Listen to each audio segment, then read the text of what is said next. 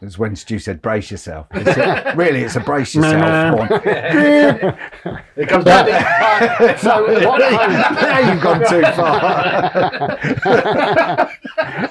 I reckon we... It's the Here Comes Daddy button now. That's what it is. Here comes Daddy.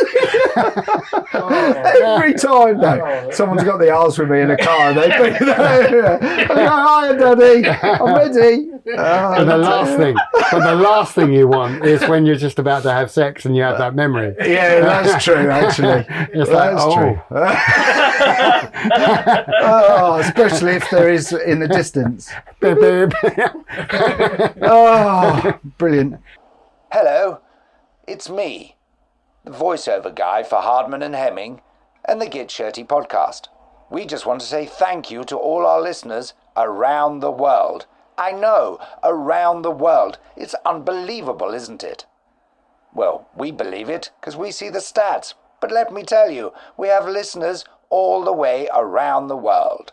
And we are delighted and would like to take this opportunity to say thank you. Goodbye. Welcome to Get Shirty, the podcast that likes to look at the little things in life which never fail to irritate. Each episode, we ask our special guest to talk about what gets them shirty at home, work and going out. Then, our off-the-cuff surprise question could take the chat anywhere. Each guest also designs their own made-to-measure shirt, which we then make. So we talk about that too. Funny that, us being tailors.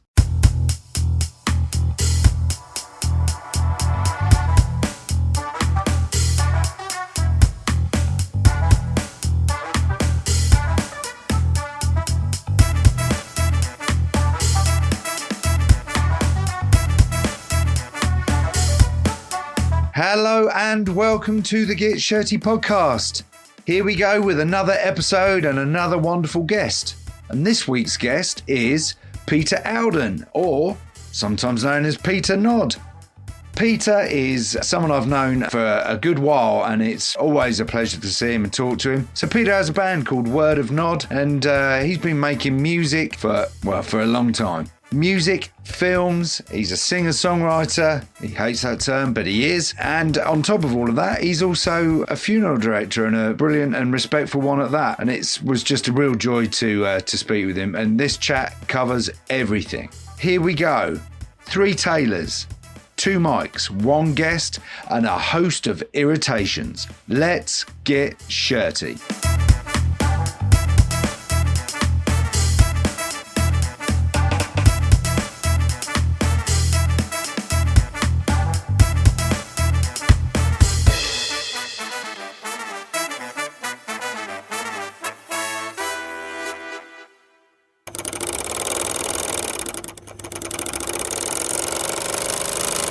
Pete, welcome to the Get Shirty podcast. So nice to have you. And full disclosure, we know each other anyway, don't we? Yes, we do. Not only are you a super talented filmmaker, artiste, and You made him blush. I did do it. Look. I do blush easily. Yeah. You're gonna, Do you? Thankfully, this is not being filmed. As what far you as think. I know. Yeah. Yeah. We've got the little So, secret yeah, cameras I'm going. a blusher. He's got I blush a lot. Yeah, I have a look. Yeah, that's good. So, as yeah, you, so I mean, many strings to your bow, but we do go. I was go back a while now, actually. To yeah, I reckon 2007 or something like that. yeah, maybe. must be Maybe about back in the day. Yeah. So yeah, it's nice to. This is your life. Yeah, It is. yeah, it really It's is. hard, this. It is. It Oh, there you is. go, there's your Oh, you got them all, all the guests hiding out there. Yeah. In the toilet. I would love that. Well, where are they then? This is my life. This is your life, yeah. Well, but specifically the things you get shirty about in life. Yeah. And you know, we'll find out more about you as we go along. Yeah, sounds like a good That's plan. possibly Yeah. offensive, is it? Well, I've already done it. Right, doing the accent. I already fully engaged with it. Yeah, you did. And I didn't go in as hard on it anywhere near as you did. But yeah, so. But life's good at the moment. Music going well. It is. It's Word going or very nod? well. Yeah, it's busy as always. We've got we're doing a festival in a couple of weeks' time. Nice. in Gravesend, of all places. I love the name Gravesend. Yeah. I think it's just... Especially in your Yes. line of work as well. Didn't even think of that. All ties in. Yeah. For the listener, well, I was going to say your listeners. I didn't He's held finish back. with your guests. That's just the No, one. he is the same guest. Yeah. In you come, listener. But for the listeners, you're also a funeral director. Is that what you know? I is am that now, what's yes. your full title? A funeral service crew, Right. I am. But recently, I'm just coming to the end of an apprenticeship to do the actual conducting and directing. That's a whole new ball game. That is. And do you enjoy the extra sort of responsibility around doing the, rather than just being part of the crew? I think that's where that was the end game, really. And I suppose I didn't even know that until I started that job. But it was like, no, I quite like that responsibility, and it is a lot of responsibility. Yeah. But I do also enjoy the connection you get with the grieving families, and I think that's really I would probably put it down to could be my strength, Right. but also what if you can say the word enjoy the most. Yeah, is well, the connection. I suppose, I always think life is really about connections, isn't it? Like you remain friends with people, or the people that you work with, your family. It's all about how well you connect with people, and that's not just in happy times. It's in times of grief or times of sadness, but if it's a meaningful connection and you can make those aspects of a difficult thing easier for people through a good connection, what a great way to spend your days. It is, and I think that's really where it's at. I mean, before we started recording, I was talking about this is what I enjoy about this work the most, is coming out of a day and thinking, well, I actually made an impact there. I did something which was worthwhile. Yeah. And it's nice to have that feeling that you've given something of yourself to that. Yeah, I'll have to, without sort of making it all about us, I'm about to, but It's all right. here we go. No, I suppose That's my favourite subject. Yeah, me. I suppose the tailoring equivalent, more often than not, is the wedding side of things. You're being just a little part of someone's big days. Exactly. A really, it's quite a privilege, really. And when you get, when you see them sort of standing there in front of the mirror, all sort of suited and booted, and they're sort of ready to go. Yeah, I totally agree. And privilege is the key word, I would say. And that is the thing. It is the privilege, the feeling of making this particular hard time easier. I always say my band is 35 plus years old. So, but it was called Nod originally. And then about, 2010 or something around there, I just added the word of bit, which I used to put little laminates at gigs beforehand, and little things just basically saying, have you heard the word of nod today? Right.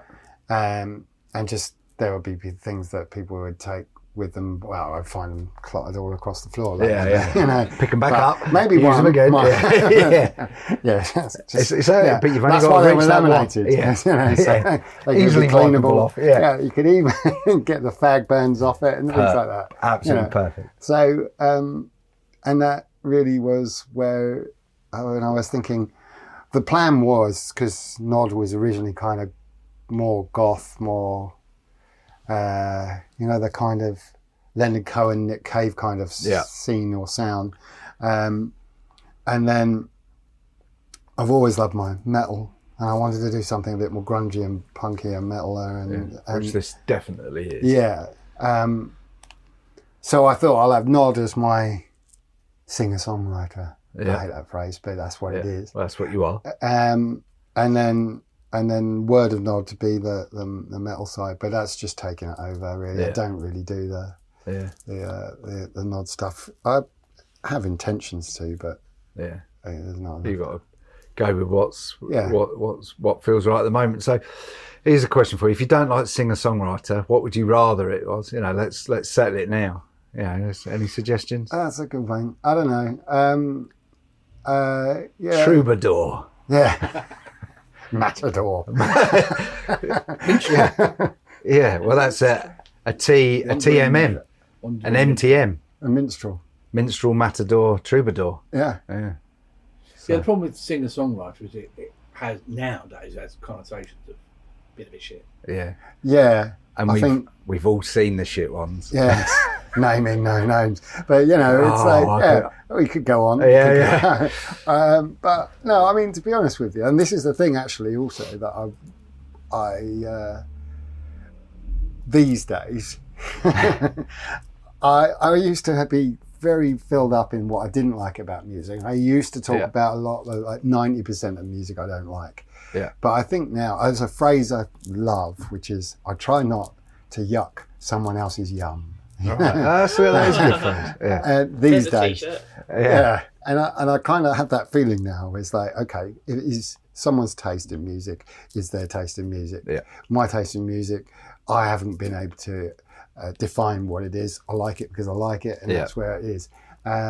I know what I don't like, but I don't spend any attention on that anymore. Yeah. Whereas I used to spend way too much time on. Yeah, I suppose it's like it's not enough for me to like this music. Everybody else has got to like it and hate the music that I don't like. Yeah, exactly. But I think, is that a being young kind of thing? Yeah, I think there's definitely a maturity of. Yeah. You kind of think it's not worth the effort anymore of wasting your time, because the only, it's like the question about forgiveness, isn't it?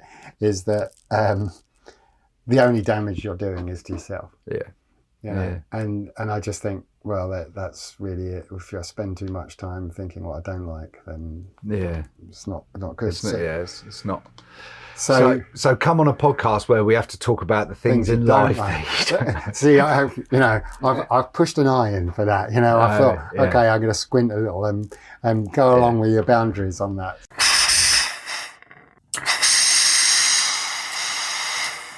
There's also films that were great and are great, and they just don't stand the test of time. Hold up, yeah. My favourite one of this thing that you're just talking about was a film called Rollerblade 7. Right. And it was a gang who were on rollerblades. Were there 7 of them? They were. It was the Magnificent Seven regurgitated on rollerblades. On rollerblades. But set in the desert. Nice. That famously easy to skate on surface. Exactly. That's what I loved about it. Brilliant. Absolutely brilliant. But things like that I particularly love is the point where they sat in a room and went, yes, that is it. Yes, we're making that. We're going to make that. And at no point then through the process did they go, hang on, there's something about this. Someone gave it the green light and invested money into it. And that's what I love about it. That's genius. Stu knows my love of John Travolta. I'm a John Travolta. I went through a stage back in the video days of trying to see if I could get all the John Travolta films, even the ones that I knew were going to be including Perfect. Especially Perfect. I love that movie. I won't hear a bad word about it. So I love John Travolta, and we're all always talking about films, and Stu said, I've watched a John Travolta film and I think it's possibly one of the worst films ever made. And he was like, I was like, it can't be all that bad. And he said, well, watch it. And from the very first line that he says, you'll know what I'm talking about. And he was right. He was right. And the line that he said was, I got a poo. Yeah. I need to poo. And I was like, surely it's going to get better from here. And then people aren't watching this, so they won't be able to see. But then he was playing somebody with special needs. Right. And the way he demonstrated this was he kept rubbing his ear, like the crack of his ear, and then sniffing his fingers. And like that. And he walks into a shop and goes, I need a poo. And it's this very first line of this film. And what was the film called, Stu? I think it was The Fanatic. The Fanatic. Oh, yes. I think. I've just looked it up. Do you want to read this out? It's directed by Fred Durst of Limp Bizkit. Oh. All right. And it had a lot. It's basically, he gets a bit confused about who he who he works in Hollywood, and he's sort of like a Hollywood Spat on me.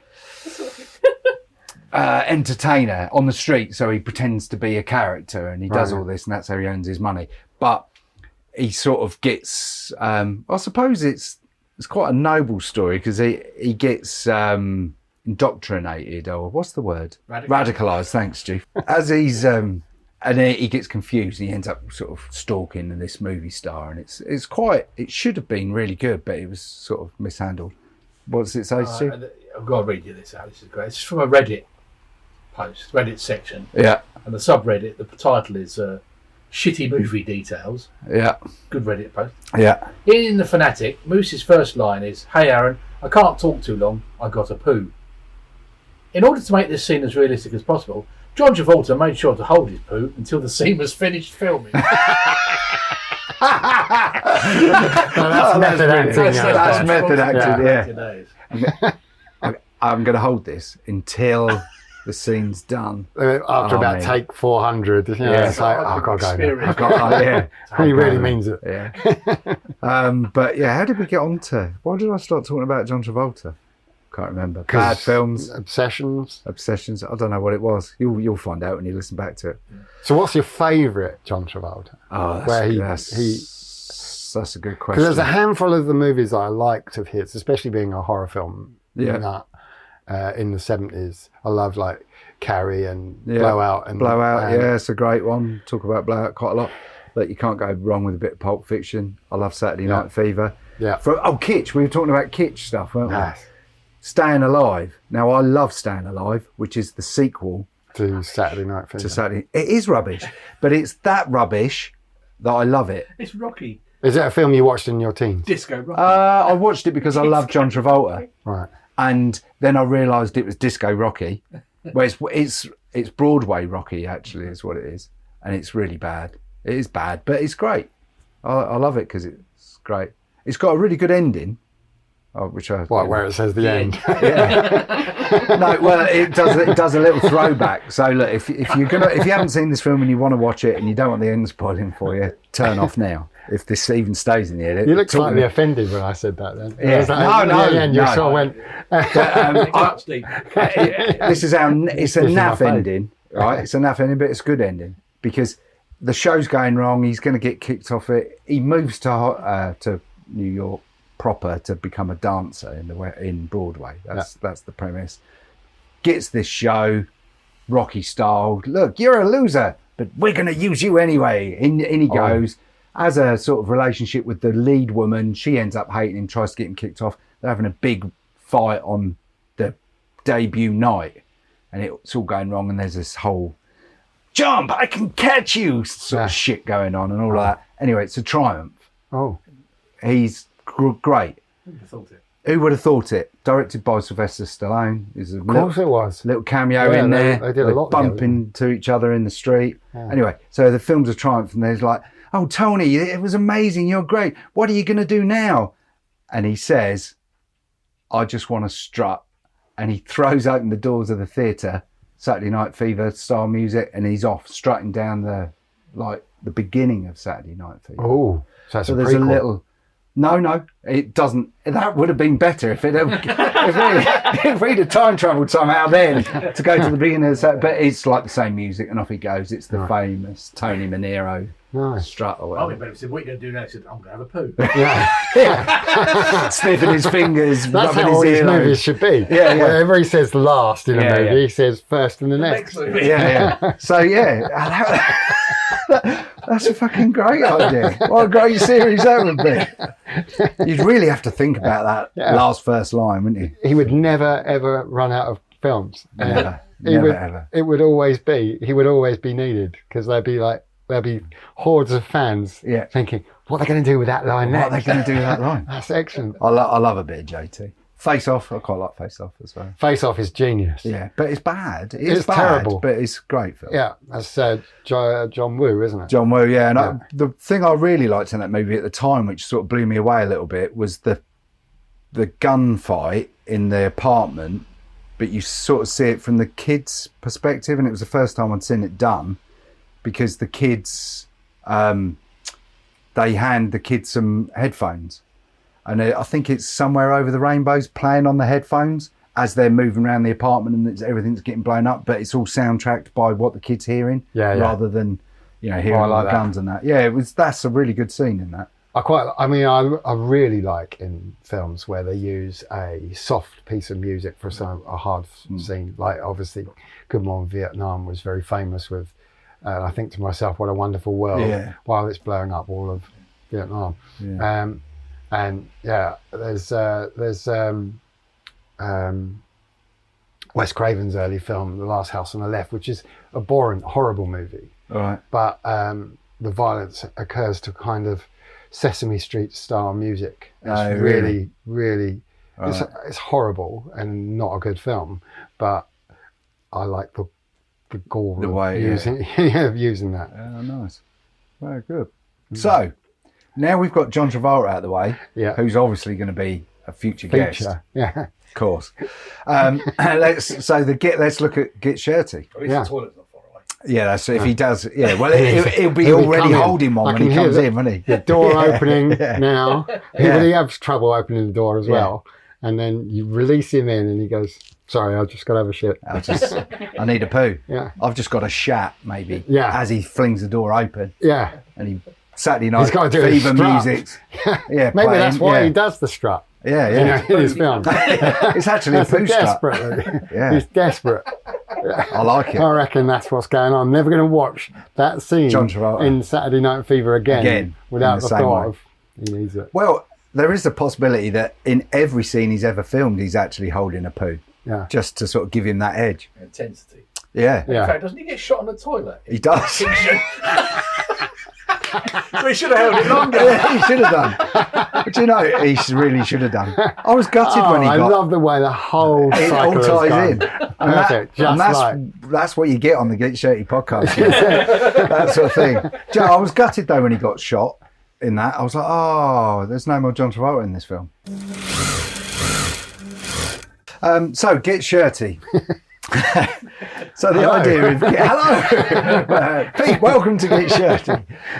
So the idea is we talk about the things in life which, as we started saying, niggles, the irritants, the sand that makes the pearl, and we start with work, the Mars bar, look at life, work, rest and play. So what are your Get Shirties about work? Doesn't have to be your current job. No, could be any job, could be work in general.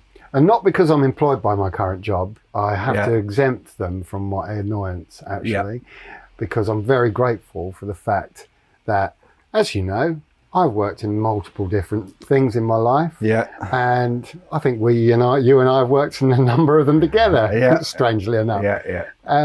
But my annoyance is that type of character that you meet in your workplace, especially in your workplace, and of course you do meet them outside, who feel that they kind of own you or are irritated by you, and whatever you do, you can't please them. And they seem to be more so in the workplace, in my life of experience anyway, of those type of people. Now, that might be someone who might be higher up in rank as you, or it might be someone who's just a work colleague. But I find that is a general annoyance for me. Nothing annoys me more than people getting annoyed with me. Right, so I find myself quite placid. I can go along quite normally and be happy with everyone until I realise that person, for no reason at all, has an annoyance at me. So I don't know whether you feel the same way. I do. And this is something that sort of we've skirted on a couple of times actually here. But no one's sort of honed in exactly on that.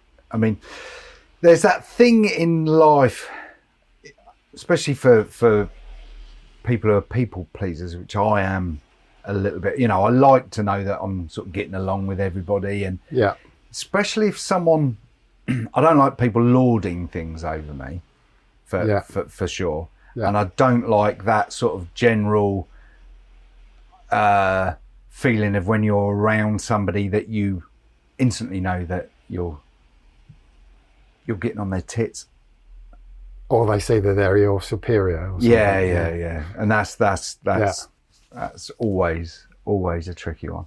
I think that's, I can think of, anybody listening to this, sorry to interrupt you, Pete, but anybody listening to this is instantly going, oh yeah, that was that person at that job. Yeah. And I'm sure we probably have the same name. Yeah, there's a few people that we could, I won't name any names, but for sure. Exactly. And I think I've personally thought that in my working life, I've often thought I would like to have my own business. I'd like to run my own company, and did start my own company. Apart from the fact that I'm absolutely shit with money, that put pay to that. But then I realised, and the reason why I'm motivated by that is that I don't tend to come a crop of people like that. Apart from obviously, then you've got your customer who can be that too. Yeah. But you have to suck that up to a degree. Of course, and I expect only to a degree. That. No, I expect that and accept that. I'm not such a melt that I can't handle that. But hello, my name's Peter, and I'll be your melt today. Please shit all over me. Yeah, that's it. Yeah. But I always found that kind of, I suppose it's slightly narcissistic behaviour, which some people get after a certain degree of control or power that they're given.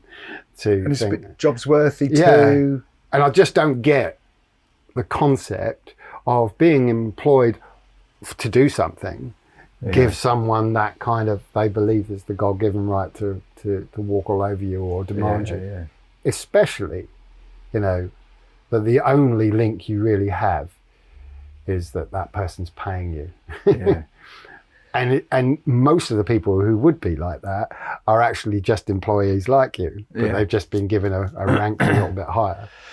So, I think sometimes it can be if you're both. That's right. Don't those you agree? type of people can't stand those. Yeah, they're the worst. If you're in the same position, but for whatever reason they feel like they've been there, maybe they've been there a couple of months longer, or they've been doing that job for 2 years longer, but they're still at the same position, and actually you might have got as good as them quite quickly or whatever. So there's that. I suppose there's a bit of a threat in there as well, and then I find then that sort of I suppose, and that's another type of character, isn't it? The one who's slightly envious and jealous of what you brought to the table. Sales, that's bad in sales. Definitely. That like. I think I'm thinking of sales and that working environment as where I've experienced it the most. I worked in one sales job, naming no names, and I lined up a really good sale, like a plum sale, and it was going through all grand, and then the person above me took all the credit for it. Yeah. And then the boss came to me and said, "Oh, the only reason your figures look good is because somebody else had to do your job for you and finish this." I was like, "Well, no, hang on a minute. Oh. No, I won't. Oh. No, should we go in your office and have a little chat?" And I'll tell you. Yeah, so it's that, that wasn't a get shirty. That's a full-on bomb head, mushroom cloud. What? Yeah. But so I'm with you 100%. Notice everybody else has gone quiet here, which makes me think I'm that person here. Shit. We don't have that here. That's quite right. Well, I'm not spotting it, so I'm not seeing that. But I think we're all on our best behaviour, though. The minute you're out the door, it's like one of us will go for a poo. Somebody else will strut out. That'd be you. You're the one that's work poo. Good old work poo. Let's always bring it back to poo. Yeah. Oh, there's nothing worse than a work poo. No. What are you talking about? Did you just say, sorry, I didn't mean to laugh at you? I said there's nothing better. There's nothing better than a work poo. Just as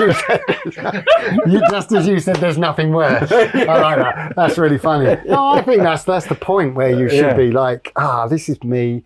I'm absolutely. It ties in with what I'm talking about. Right. Is that especially you've got someone who's trying to control you, and then you've got that space to sit there. Look, And I often would name the poo. I would name, this is you, and this is you. I'm getting really, I'm physically. I'm doing that from now on, Pete. Yeah. If I'm in the loo and you hear me go, see you later, Sam, flush. Help me. That's the way. Yeah, I recommend it. That's my self-help book. Good. That is good. Poo your troubles away. I like it. Flush them away. Flush. Yeah. That's it. Flushing away your troubles. No, look. From that point of view, I get you. There's nothing. That sounds very cathartic. Yeah. Right. But I don't want to go through the trauma of having a poo at work. So look, there's work then. I totally agree with all of that. Not that it's my place to give these things the seal of approval, but yes. What about being at home then, or in your downtime? Not your going out time, your downtime. Your rest. What's your get shirty there? Right. I'm gonna go down a bit deeper, or it might not be. But I think personally, and I'm sure many people are like this, I think my biggest annoyance, considering I try not to be annoyed at people after what I've just said, I do find that my self-doubt and my self-thinking is my biggest annoyance. So when people get annoyed with me, it annoys me. Yeah. I'm finding my second thoughts and things that I do is really irritating. Right. Okay. Okay. So it's not the thoughts that you're having are irritating. It's your own behaviour irritates yourself. Yes. Right. Okay. Yeah. So for example, I've got my band. I do enjoy what I have achieved with my band. Yeah. But I do know that my second person who's scuppering and destroying what I've created is an annoyance. So for example, so as you've mentioned earlier, I make films. Yeah. I made a little web series, or plan to. There's the irony itself. The very fact that this web series no longer exists is because I listened to that character. Right. So in my teens, I created this alternative me called the Get Out of My Head Man. Right. He's like this bubble-headed character who pops up. He's got a bit of a geezer voice on him, and he tells me all the things that I shouldn't be doing or that I'm crap at doing and that kind of thing. And if you, especially people who work with me, say, always second guessing yourself, always doing this, all right, like that. Right. So I thought I'd bring him to the table because I thought here's an opportunity, because he needs his time in the sun, so to speak. Yeah. I know that most people I speak to about this kind of thing, we all have these thoughts. Yeah. We all have these kind of second doubts and second thoughts. So I've created a character out of him. So I made this character. He's paper mache head, so a bit like the Frank Sidebottom type character. Yeah. And I gave him a big sunburn, so he's like bright red with yellow teeth, and he's got this sneery look about him. So whatever I'm doing, so for example, I might be watching a movie, and my choice in movies is generally like, I don't know, the international cinema scene. I think I like independent movies, and I'm sitting there watching this film, and it's in Spanish, and I'm enjoying this film, and then this voice goes, "Why are you watching this crap? Why has it always got to be foreign and all that?" And I've given him a character of a person I used to be bullied by at school. His voice, he's that person. Yeah. And he's the last person on earth I would ever want to talk about films or literature about with, because I know he wouldn't understand. But he's that character, and he pops up. And I don't know whether I'm alone here, but I'm sure we've all got our own character where we have this thing. And he's been there on interviews with me, and he's been there traveling with me. He's been the third party in relationships. And is he always talking in the moment, or are you aware after the moment? Is that when he pops up? He's here right now. He's having a shit in the bar. Sniffing his earlobes. and he's flushing my name down. How is he? This is your life. Exactly. Yeah. He's the one listener. Exactly. Well, So here's a sideline thought here. Right. Interesting. Peter, yeah? Yeah. Now, when I was at school, this particular character and a few of his little cohorts, when we were in French lessons together, suddenly made it quite clear to announce I was the only Peter in my class. Right. He shouted out, "Did you know the word Peter means to fart in French?" So that's the kind of thing, the kind of character who would do that. So this is this little character, and he does that type of thing every time. Yeah. Is he around at the moment? Have you got doubts doing this at the very moment? Things you're saying and the things you're doing at the moment. It's funny because I do. So, for example, no, but yes. So he just went, "Yes, you have." I didn't until you told him he was here. No, I mean, I suppose there was a brief moment, because when I was trying to explain this character in my annoyance about home, blah blah blah, there was this brief second. Where all three of you were going, it might have been just a reflection that my major eyes move away from me, but then that eye moving away from me, the voice is going, no, you shouldn't have brought him up. Have you given that voice so much depth and character to make it easier to deal with, or to maybe make it, I suppose easier to deal with and easier to converse with internally? It's interesting, the kind of the moment that I actually made that character. I used to get off my face when I was in my teens, and I would write and write and write. That was my thing. So I would, rather than go out with my mates, I would just get wasted and just write, and that was like, magic for me. I used to love it, and it would turn into song lyrics, and it would turn into film ideas or scripts or whatever.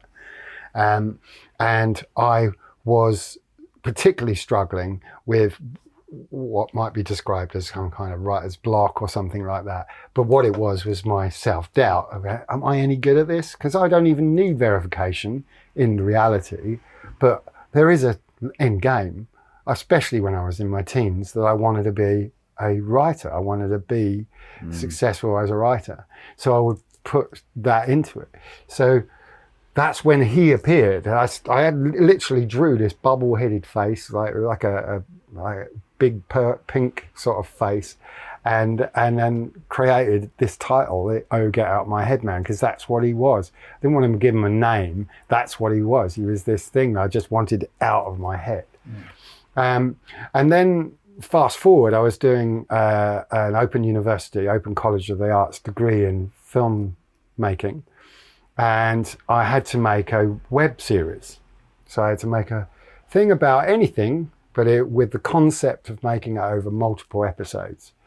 So all I had to do was maybe make one or two of them, and the rest storyboard the whole sort of season, so to speak. And I couldn't think of anything better than this character because it had depth to me. And then when it was being reviewed by the tutor, she was overwhelmed by it. She was saying, "This is a great character. Everyone's got the "Oh, Get Out Their Head Man." Everyone can relate to this. This is the point of what you should focus on. This is, I was struggling at certain points in it where I was not getting the concepts of what they wanted, because formal education, I generally want to do what I want to do. Some people do, some people can be directed well, but I found it difficult. But all of a sudden I found my corner, which fitted exactly what the remit of the course was. And so I made these characters, and I found that giving that character a 3D stage, so to speak, really helped me come to terms with what I was like. So it was like, okay, yeah, I've made this character real. You could look at that in one way of, right, now you've actually given it a voice, you've given it a person, you've given it a stage. That could be detrimental. You can dismiss it as well. But it can, yeah. Self-doubt, not well, interested. exactly. I made 2 episodes, and one was the opening sequence, which was about introducing the character, and the other was the end of the season, where I actually killed the character off. For the last sequence, I got my daughters I had this deathbed, so I had this little heart monitor thing, and he's like all wired up, and my girls are holding his hand and saying, please don't die. And the last sequence is his flatlining, and I killed him off. But I knew long term that this character isn't going to go, and he isn't, but he's been channeled. Yeah. So I'm able to use that character now. My work colleagues, who probably will listen to this podcast, will agree with me that a lot of my time at work is me thinking, should have done that better, or I should have done this, or I shouldn't have said that, or I've done this, blah, blah, blah. But I generally, it doesn't get in my way. It doesn't stop me from achieving, but it does also. Yeah. Going down to the line, I've said I've been in my band 35 years. The amount of effort and work that I've put into it, I should be a shitload higher in its, if there is a ladder. But a lot of the time it does hold back. Yeah. I like him being there, but I don't like him being there. It's interesting. I'd like to chip in and argue, though, that I think the people that lack any self-doubt whatsoever are the ones who end up Trump, Musk, people like that, because they have no self-doubt. They believe everything they do is correct. It's either driven by a higher purpose. I think the people with self-doubt are more rounded and better people in the end. I totally agree. And, you know, when you were describing the Trumps and the Elon Musks and that of the world, and I start thinking about one word that pops into my head, and that's narcissism, which is in itself a... the question is that a personality trait or is it a mental health issue? You know, it's like, you know, and so I know which one I prefer. You know, I'm grateful that I do have self-doubt, if that means I'm not that person. Do you know what I mean? And and I suppose that is the question. Like I said, I set up my own business and I wanted to move forward. I don't have the drive that, because I don't I do have the self-doubt. And I haven't been able to go further because I have the self-doubt. Do you know what I mean? Yeah, and I'll tell you what though, the other thing I would add to this is how we perceive ourselves as well is so different to how other people perceive us. Because I've known you a long time, and I've seen you through some ups and downs. You know, I've seen the ups and downs that you've had in your life at points that we all have.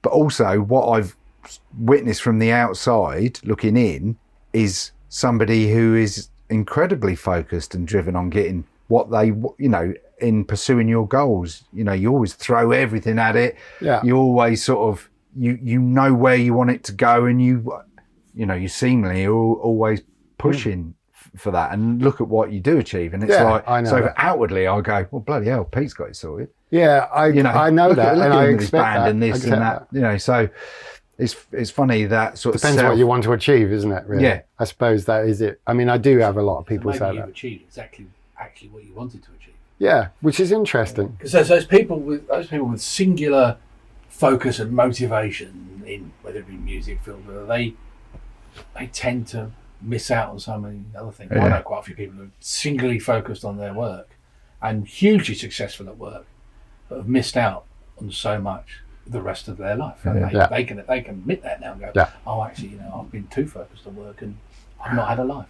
No, and also on top of it, for me also, which is something I didn't expect, back in my teens and my early 20s, I didn't expect at all to have a family, to have children. So that really threw everything out the window.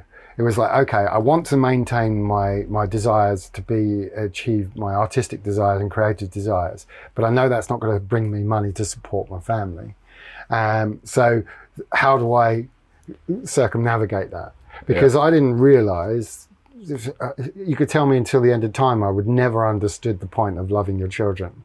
And I didn't get that until my children exist. And I'm sure most parents will say that. It's like, oh, I don't get that.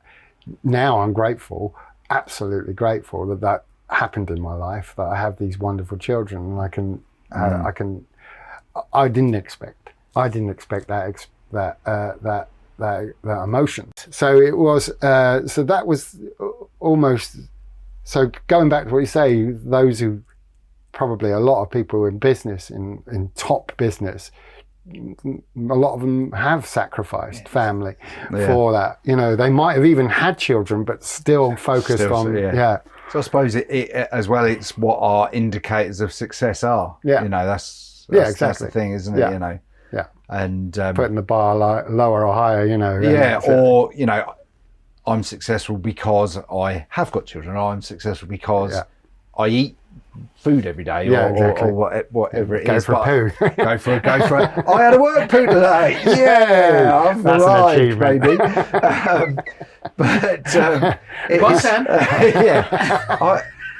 Yeah, you are just getting flushed today, Sam. I'm so sorry. You are not I want to go and have a poo. No, I Yeah. want to have a poo. Do you know what's going to And shout happen? that out while I'm doing it. In future times, you'll be going back through all the episodes of Get Shirty, and you'll remember the one with that Peter Nod fella. Yeah, is that one I was given How that I name. made myself famous. Yeah. And every time me or Stu go in the I'll toilet, always we be will famous. Shout that. we will just flush, bye, Sam, every time. I'm so sorry. Well, I know, I understand that. Look, you can shout, bye, Stu, and then you'll get both of us at the same time. You could have two poos. I don't need to do it work. No, that's true. You do, yeah. Oh, That's but you can still call them that. Though. Yeah. You can still bye. I'm just going to WhatsApp you now. I'm at home saying bye, Sam. yeah. Don't send me a exactly picture. what I'm Don't doing. send me a picture. It's like good. therapy, Sam. That's what We it is. needed You that. lot. We needed that because we were getting It was the release. quite profound and deep. It was. And we needed It was. the light relief. Pardon the But pun. so like, it's really Self-doubt. Self-doubt. That's a. I mean, it's more than a git shirty, but it's a valid git shirty. Yeah. You know. Yeah. But you know, so I was gonna Jerry Springer style wind that up in a perhaps we all need to Do it. I think like the about. sound. of that. But I've lost my thread. It's a good one 'cause it's unexpected, Yeah. deep, and a little bit abstract. Yeah. It is a good one, and Enjoying it. actually, probably the truest of all git shirties. Perhaps you've now defined git shirty because Bold cane. well, look, I'm Bold gonna complete the circle.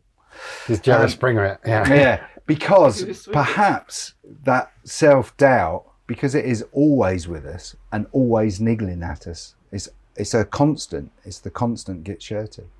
Oh. Because it's never, sometimes it's a massive thing that we're really having a huge self-doubt, but it's being built up through that constant drip feeding of our own self-doubt, constantly getting shirty with ourselves. But also self-doubt. Self-doubt is the way to self-betterment.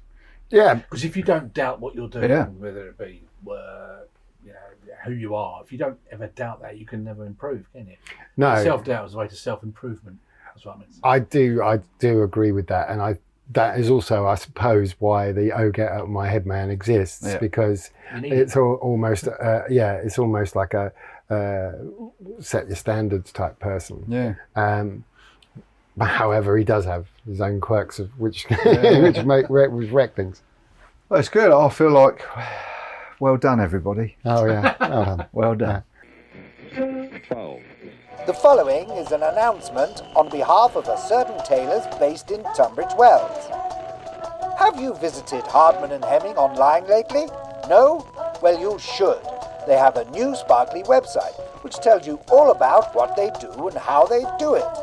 There are examples of their work, blogs on how to look after suits, details of the services they offer, and not to mention all of the Get Shirty podcasts with additional pictures. But best of all, you can find details of the H&H Shirt Club, the shirt subscription service where a tailored shirt of your design will be delivered to your door as often as you choose.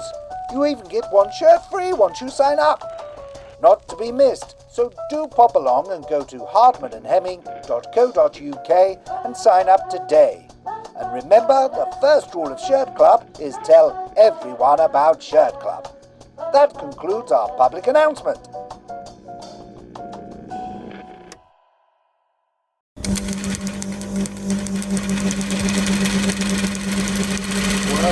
Rest, play. Right. So going out can be anything about going out from the, you name it. If it's not work and it's not at home, it's fair game. So I've got two in my head because I was thinking, right, the going out bit was really going to be around my creative stuff, my music, and et cetera. And then I also thought, now there is a shirty. There is a definite shirty. Let's have it. So always in my work and home and going to work, the constant in my life is I've been behind the wheel of a car. Yeah. And I love driving, absolutely love it. And if there's one thing I would say, which is an unexpected skill I've accrued, it's miles and miles and miles and miles of driving. Yeah. And I consider myself a relatively good driver. I'm a conscious driver. I'm a polite driver in a way, yet I still break the rules, like anyone else. Yeah. And also, in my current job, I've got the privilege that I drive hearses, which is an amazing experience. Yeah. I'll go on a sideline quickly about hearse driving. My very first hearse drive was for a lady who died 102 years old. And I could not get my head around the fact that all the people that she's seen in 102 years, all the things that's experienced, the wars and the joys and the everything that she's seen in 102 years, and I'm the person who's driving her to her final place. Yeah, that was a privilege I couldn't quantify at the time, and it was an amazing experience. So that in itself made me think, yeah, of all the different vehicles I've driven and all of the experience that I've had, that was the apex of it. Yeah. So the thing that gets me the most when I'm driving is people who use their horn for as a kind of an alpha male way of dictating to you. Now, I have just said I drive multiple vehicles all the time, always have. So it might be company cars, it might be lorries I've driven, it might be vans I've driven, it might be the Mini that I drive now. Yeah. I can't remember for the life of me where the horn is in my car because I drive so many vehicles. Like, where am I? Where is it? Yeah. To have someone at the split second almost hit me, or me almost hit them, they want to tell me that I'm getting in their way or I'm annoying them or I'm doing something wrong, they have that precision to go at me at that moment. I don't understand it. Whilst I think about the times where I've had a near miss, the last thing I'm thinking about is beeping my horn. I'm thinking, I'm going to steer out of the way of this. How do I get around that? How do I do that? Yeah. So it will be a constant thing. So I wanted to lighten it up by saying about the car horn. Yeah. I open debate with that. I'm 100% behind you on that one. Yeah. Misuse of the car horn. I can't even remember the last time I actually used my car horn. Yeah. Exactly. And the same as. I'm the car horn, probably the last time was to beep outside of picking my daughters up at a friend's house, maybe. And then probably spent about 5 minutes thinking, where is my car horn? Is it on the steering wheel? Is it at the end of there? Which one am I driving? Oh, yeah. And that's... So... Yeah, now... I have used my car horn. I don't use it often. You saw me the other day and you beat me, didn't you? Yeah. So maybe it was then. Yeah. Angry driver. You're an angry I'm not- driver. He's a hootie driver. I don't think I am I can be a shouty driver. Oh, The But finger flicker. oh yeah. Well, look, we can go into that. So I think there's different ways to beep your horn. No, there's not. No, it's not. I Not according to the highway code. well, okay. Let's so say that. if you are outside someone's house and you want them to know you are there, You get out of the car and you knock on You're the not door. supposed to use the horn. no, you're not supposed to. But generally speaking, so people will. That's what I mean. So there is a beep. I'm outside. Yeah. I always do too. Yeah, I'm a two. Well, that's it, and that's exactly the point I was going to make. I knock on the door or Okay. Right. I don't do it. Yeah. So. Well, there's a Stu gets shirty. Yeah, so that's the thing. I think I try and find a friendly way to use your car horn, and that is by doing two little short ones. Beep, beep. I'm being nice with my horn. Yeah. That's what I try and do. I've got no choice with my Mini because it's even if I wanted to use it angry, it would just go goes beep. yeah. Beep. So have I used it in anger? Probably. Oh, look, I'm going to hold my hand up. I probably have, but I don't do it routinely and for nothing. Right. You know, but I do use it if I think someone's going to hit me, I will beep. Then I will use it then. You know, like, please don't hit my car. Beep. You know. Yeah. That's what you're supposed to use it. Yeah. So I use it then. Yeah. But then there's the level and the intensity of using your horn. Oh yeah. So Just I because mean, someone's being a prick, I don't just go. Yeah. So I had a And guy. make that face. Your horn makes a funny sound. Yeah. You fucking prick. There's a whole process that certain drivers have. It's the and that straight after, you know. It's like that. And Yeah. I can't bear that. But this guy undertook me the other day in a roundabout, and I was turning left. I was in the right lane to turn out, and he was undercutting me and wanted to take By cross. right, you mean the correct. No.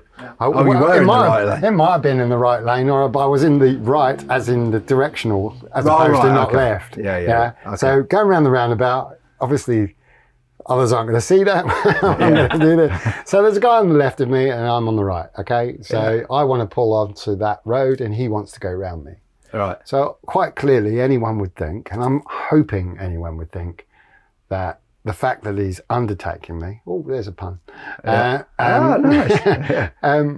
would mean that he's in the wrong to Yeah. take me while on that. But obviously, he didn't like the fact that I had to pull off at that point and then beep. No, I didn't. I was none the wiser because I didn't see him. He was in my blind spot. Yeah. So I got beeped at, and I got the wanker sign, which is, you know, it's universal wanker sign.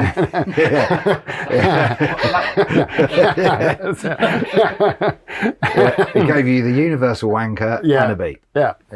Yeah. On a side note, did you know, this is something that always makes me chuckle. So when I went to Argentina, I was telling my Argentine friends about the Mitsubishi Pajero. Yeah. So the Pajero is the Shogun Pajero, or Pajero as we would say. Import, isn't it? Yeah, but Pajero means wanker in Spanish. Right. And I love the fact that over here in the UK, we've got a car called the Wanker. Yeah. And I think that's beautiful. It is beautiful. When my Argentinian friends came over here and I told them about it, there's a Pajero, they were in tears. Yeah. So that's so maybe the international wanker sign is more of a P. Yeah, it might be. Yeah. Or a WP. Yeah, WP. Yeah, maybe. Well, I wonder how many letters of the alphabet in different countries start the word wanker. You know, like it might be 10 of the 26 at the start of the word for wanker in each country. You know what I mean? And then you've got the Cyrillic and the Arabic languages, alphabets. We Yeah. wouldn't have a clue. Would we? No. We It's wouldn't a know. hieroglyphic for a wanker. Maybe. What I'm behind. Yeah. Oh, we'll have to take a photo of that, of us all doing that at the end, and we'll put that up on the website. Yeah. And here's Ramesses coming. Ramesses the wanker. Yeah. Oh dear. We've got an art historian coming in for the next report. We'll ask him. Yeah. What's the hieroglyphic For wanker. for wanker? It'd be yeah. Makes that Bangles song look a little bit different, doesn't it? What the big wanker? Oh dear, brilliant. So, and that ties in with your first one as well. Yeah, it That does. sort of entitlement, Yeah, calling people a wanker Yeah. sort of thing. Yeah. So, yeah. Yeah, it's the other thing that annoys me about misusing the car horn is it's utterly pointless. Yeah. It achieves nothing. No, it's just sending out bad vibes. My Isn't dad used to say, "Oh, teach me a lesson. I won't do it next time." Well, first of all, they didn't do anything wrong. no. You know, Yeah. you did. Yeah. Yeah. And secondly, they've forgotten it. Yeah. As soon as somebody goes beep, they've forgotten that Well, we beat them. The first thing Exactly. that I think most people do, I'm generalising here, but the first thing that comes to my mind, someone beeps me, regardless of whether I'm in the right or the wrong. No. Is that they're a wanker? No. Generally, someone will go beep. The first thought that I have, and I will vocalise, is fuck off. Yeah. Because I'm like, who are you to Yeah. beat me? And then on it goes. Exactly. It's just a continuation of ill will, isn't it? Really. Self-perpetuating. Yeah. Yeah. Yeah. Yeah. And I could go. We could do a whole podcast on Yeah. that scenario. Except if you go beep beep, Yeah. then you're being friendly. Exactly. And that's why I have a mini. Stu's going, no. Yeah, that's just irritating. Yeah. And it's just, especially when people pull up outside houses, beep. It's like lazy. Get out of the fucking car. Cab drivers, beep. Yeah. What about if you don't see mean- someone in the street that you want to I acknowledge? I have You've done done it, but and I do you regret double it. beep? I regret it immediately. Yeah. Do you double beep No, though? normally what happens is I go, nothing happens. I go, Yeah. Yeah. because I'm trying to do it really lightly and Right. then, oh, forget about it. Do you know, there's a slight poetic moment that happens with people who have really got the arse and they're trying to let you know that they've really got the arse. And generally speaking, it's if they're in a car that isn't theirs. The windscreen was going. Yeah, they go, and the windscreen wipers go, that. or they go like that and hit the front of the thing, and they're just hitting Well, that's the front. and me. it That's doesn't- what I say. I don't know what vehicle I'm in, so I'm like, but I don't, yeah. so that's I why meant to do that. Yeah, look how That's fucking why cross I'm my worried. windscreen wipers are. Yeah, so look, that's. Yeah. I think we're all agreed. Misuse of the car horn. Yeah. Yeah. And to varying degrees. I quite like the fact that you're quite hardline on it, Stu. Don't use it except for collisions. Yeah. 'Cause that's what To it's avoid for. collisions, It's the yeah. same as It's a I warning. said on a boat. Yeah. That's what I did before. You know, that's what they use it for on a boat. There's going to be an impending collision. It's to warn of collision, not. Yeah. It's not get out of my way or. You're a wanker. No. Or, oh yeah. Here I am. Yeah. There's going to be a collision. Brace yourself, really. Yeah. It's like an inevitability about it more than anything. But that's my point. I might Is get I would it rather before them sex. concentrate on that split second, avoiding me, rather than telling me to avoid them. Yeah, but it's It's more Do you as know if where I there's- was going? There's nothing that can be done about it. Yeah. It's going to happen. Yeah. That's Yeah. when you use it, isn't it? I was just saying I might get a before sex car beeper one. It was when Stu said brace yourself. Really, it's a brace yourself one. Here comes Daddy. So what Now you've gone too far. I reckon we. It's the here comes Daddy button now. That's what it is. Here comes Daddy.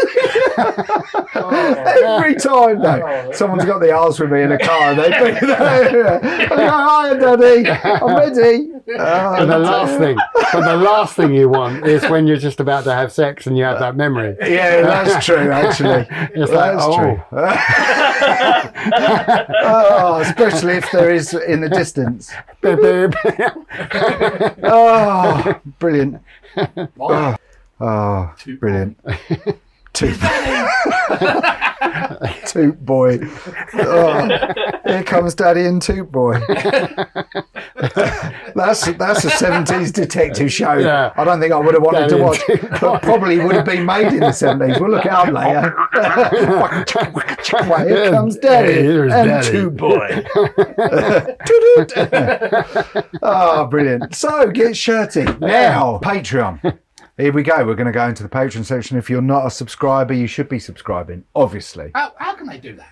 Well, how can they How subscribe? do they do that? That's a very good question, Stu. What they need to do is go to our Patreon page, which I believe is /Get Shirty Pod. I think you'll find it here.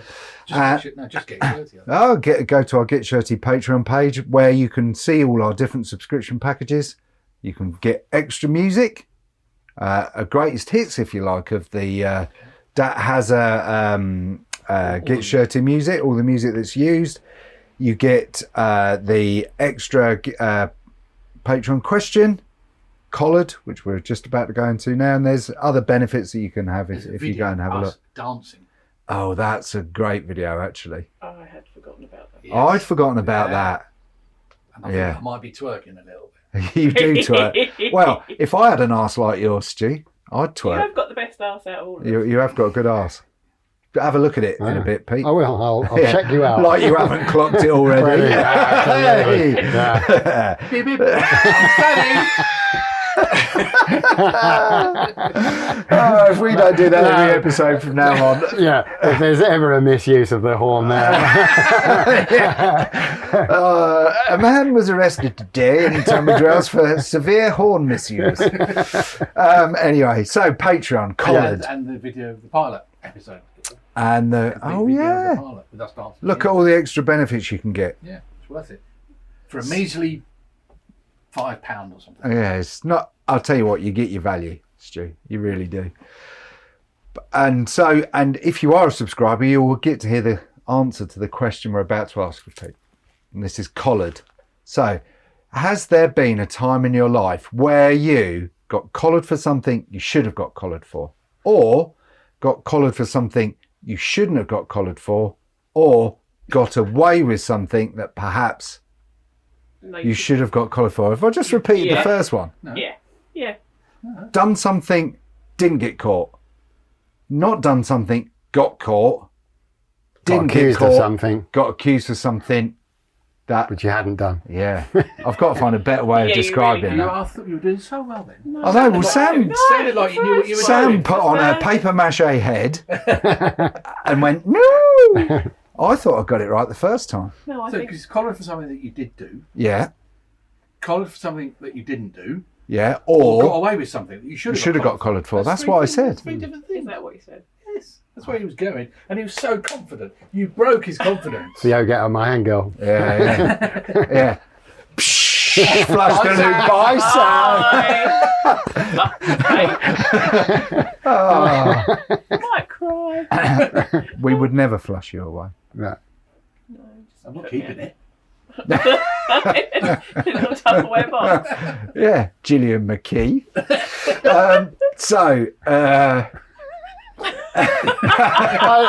I had to have a think. Who the fuck's that? Oh, Yeah, you are shit what you lady. eat, shit lady. The shit Oh, lady. fainted. Dig through your own poo. Yeah, she did, yeah. She'd have a good old dig through those poos, She anyway. did. So collared. Wow. Wow.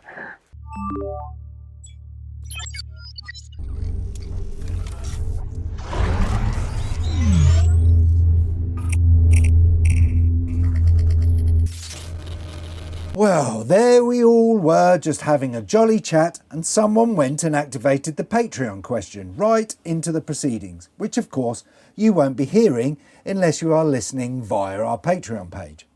You can of course just nip over there if you want to and join the fun, but if not, you can content yourself with the fact that the Patreon members aren't hearing this bit. So in a way, you have all got something special. Let's get back to it. So here we go. And welcome back to Got our to welcome back. Oh, Patreon members. okay. Well, yes, indeed, Stu. Quite right. Welcome back. You missed a corker. In fact, you missed the birth of a new Collared. Yeah. You've evolved it, Pete. So you've abstracted that as well. You have. I'm really pleased. Good. If I've achieved anything today, Yeah. I can tell the old get out of my head man can stay out of my face for one can. day. Yeah. Well, Because you've done well, Peter, they'll say. not won't not only believe will he be a positive voice for you today, Yeah. he's also been a positive voice for us. Because Yeah. he's evolved things. Exactly. And without him, we Yeah. wouldn't have got there. Yeah. Oh, this is the famous thing. Yeah. You have it in your mind's eye, Yeah. and then isn't until you disappointing, see isn't it. it? How does No, it I look? think it's great. I think Yeah. it's great. Well, once love upon a time, this was Katrina. Katrina. Oh, And it's a size 58. wow. Take from that. Do what we you actually will. know Katrina? No. Oh. No. So nice bowler. So the hattie cuff. Shall I? There's always a little bit of a thing that goes on. What if you're a first-time listener? You don't know what Yeah. the hattie cuff is, do No, you? you don't. But Sam is on the This side is of radio, it's not TV. They can't that, see that. of don't explain it every time, but we feel we have to. So next up is the off the cuff section where you will choose a thing to see whether you get shirty about or not, a suggestion, a little piece of paper. How do we deliver that to the guest? That random choice. Yeah. We call it off the cuff because it's off the cuff. Yeah. You know, you've got understand. no prior knowledge. Adam Buxton, he seems to get mentioned every time, suggested we put little bits of paper on a cuff and the guest gets to pull a random one off.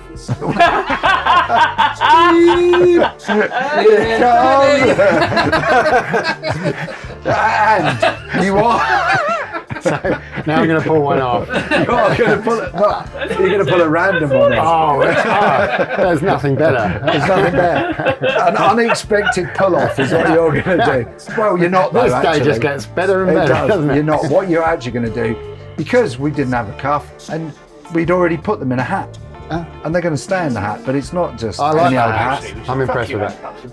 Yeah. Yeah. Yeah, we're going to keep them in the hat. Exactly. Fuck you, Adam Buxton. No. So you are now going to. Here comes the random pull off. Beep, beep. Oh, There's some nice music. was. Yeah, there will be some lovely music. What have we got? Oh, now there's the irony. Ah. And the irony of the whole get up my head man would say about. Okay. Being famous. Now, obviously, when I was a kid, a teenager, and obviously I wanted to be a rock star because Yeah. that's what every kid dreams of. Which you've achieved.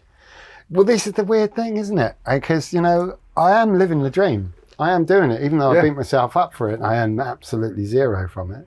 Yeah. And I am doing it. So that's all that matters. Yeah. Who cares? So being famous. Being famous. I like. It probably goes down to that ego thing that we were talking about earlier. It's, it's the feeling that the shit don't stink. Yeah. There's the, Here we go. Every section's had a poo. Had a poo so chat. car horn, shitting, and alpha male has Alpha been male. the three That's been the constants theme. Yeah. of today. Well, look, I'm going to chuck a word in. I'm going to move fame to ego. Yeah. Having an ego, and that's something in fact that's come up quite a lot on this podcast. And like there's all sorts of things with being famous and celebrity. That's fame, but is famous the same as notoriety? It can be interpreted so many ways. Well, I'll confess, if we're talking about confession again, is that when I was younger, being in a band and all of a sudden being liked because I was in a band, which really I didn't get when I was at school. I was kind of bullied at school, and then got into drama and being in a band to escape that, really. Yeah. All of a sudden, quite popular, and that went to my head. Really did go to my head.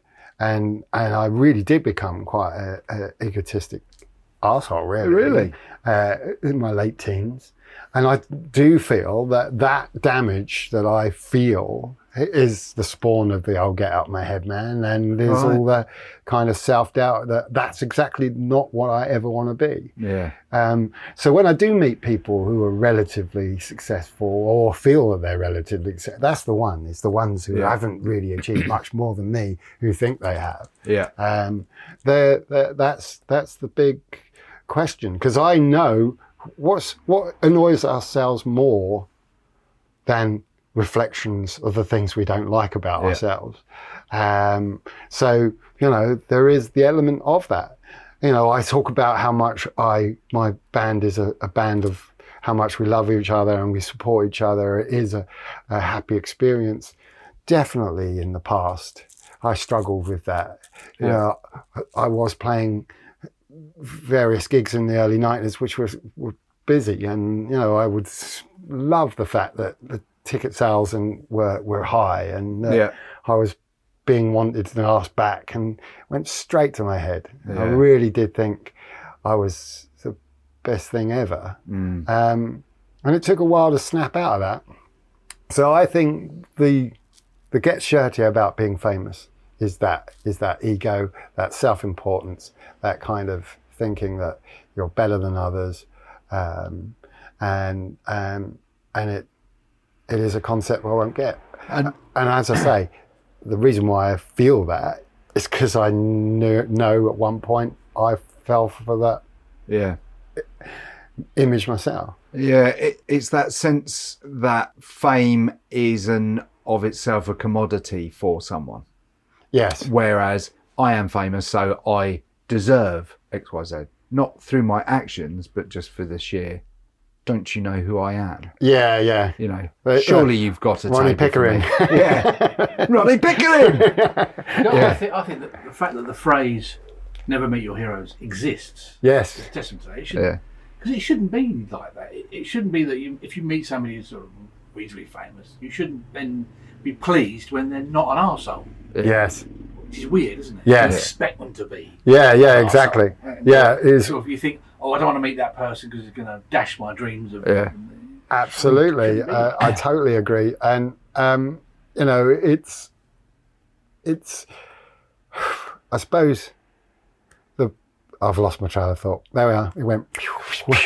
I was about to say, doing this podcast, we've met lots of really interesting people, and that's been a real joy of doing this.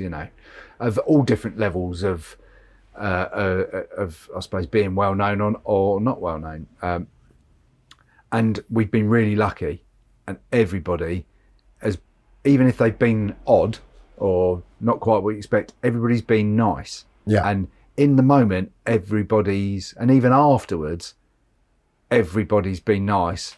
Nobody's been disappointing. No, in person, no one's been disappointing. And there's been a couple where we've thought beforehand, yeah, we really like them, we know them. Yeah. Do we want to meet them? And sure. Great. And there's been a couple where I know my feelings towards that person in terms of my nerves around it.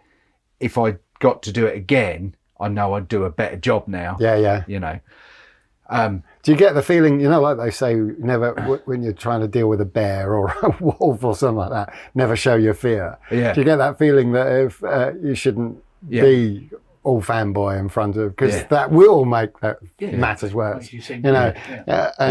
Well, plus you've never met these people, and then you're going to sit down and talk with them for an hour, hour and a half, and then the first person you meet is that you interview's done loads of TV work and you've watched them on the telly for ages, and then the next person has done 500 podcasts, and then the person over that people call him one of the godfathers of podcasts, and you're going, oh my god, what the bloody hell are we doing? Sure. This is our third one, and now I'm sitting with you, and on top of that, I've known you, I've followed your work since you started, and now I'm going, So your own feelings towards, fame clouds things in a funny sort of way, but they have all been really good about that. Yeah, and it's not been a problem. No, but we've incredibly lucky, and we've talked to some amazing people. So it's a very subjective thing. We talk, in fact, you were mentioning this just the other day, like Taylor Swift is like the most famous person on the planet.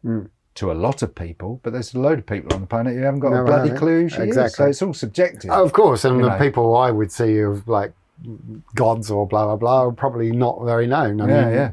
that's been my mission really, is to find unusual musicians or writers and really go with that, you know. Yeah, yeah. But I think also, I think, for example, let's say I'm not Taylor Swift, just so that you know. No, I just think like to be that person who is the demand. So let's face it, all of these people's livelihoods are relying on that one person. Yeah, yeah. That's a big thing. That's a really big thing, you know. And I could understand then if that stress and that responsibility would lead to some degree of self-entitlement. Yeah. I get that. That makes sense. Yeah. That really does make sense. Yeah. But having said all that, wouldn't it be, put yourself in that situation where you have got to that height. You've achieved exactly what you wanted to achieve. You've achieved that dream. Yeah. I would be massively grateful. Yeah, yeah. and cherish that. Maybe, Yeah. let's say I do. Yeah. And we'll talk then. Yeah. Or we won't, because you won't return the calls, you massive wanker. Get shouty. Yeah. I don't even. Who? Stuart? Who? No. Bye, Stuart. Oh, but yeah. So, well, look, I'll look forward to that conversation. Yeah. You know, when look from the outside. Looking in, Pete, it very much looks like you're living the dream that you wanted to have. You got your own rock band out there doing it, gigging it, entertaining people, and having the bonus of having a secondary job that gives you fulfillment as well. Yeah, that does. Amazing. Certainly does. Yeah, I'm pleased with that. Nice. And I needed that, to be honest. I need that at this time to be reminded that of someone to come along and say, yeah, you're doing all right. Yeah, it's good. There you are. Yeah. And we're very grateful you came along today and took the time to talk with us. Thanks I'm for coming grateful on, to be Pete. invited. Thank you very much indeed.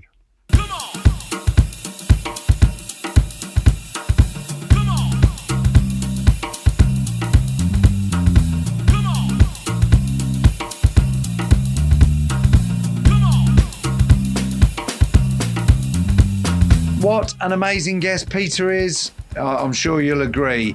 It's lovely to, see a friend, but also spend time talking to somebody who's so passionate about their creativity, passionate about the job that they do, respectful about what they do, and someone who's being themselves. And I think it comes across during our chat. A true gent. Thank you, Peter, for coming on. It really was a pleasure. And also, as always, thank you to the usual crew. Thanks to Stuart Wilson for production, the editing and the co-hosting. Thanks to Sam for also being a great co-host, being Web Whiskers, doing all the fact-checking and keeping us in line. Thank you to Dat Hazza for all the wonderful music that there is going throughout the podcast. It's a pleasure to hear. There's another episode done. Let's look forward to the next one. So, until we meet next time, do try not to get too shirty. Let's get shirty.